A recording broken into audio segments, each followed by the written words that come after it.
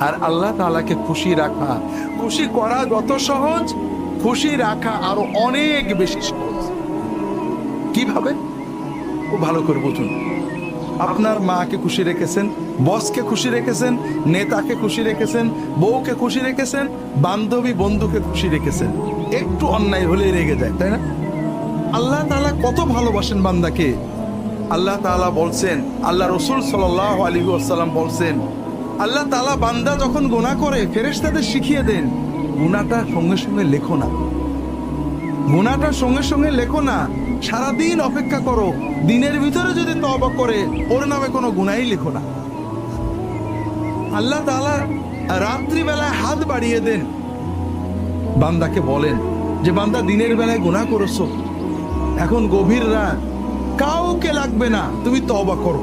তওবা মানে কিচ্ছু না, তওবা মানে পীর সাহেব না, মাওলানা সাহেব না, হুজুর না, তওবা মানে কোনো বিশেষ বাক্য না, তওবা মানে মনের ভিতরে গভীর অনুতাপ, আল্লাহ অন্যায় করেছি, গভীর ক্রন্দন, আল্লাহ মাফ করে দাও, আর কখনো করব না, এই সিদ্ধান্ত।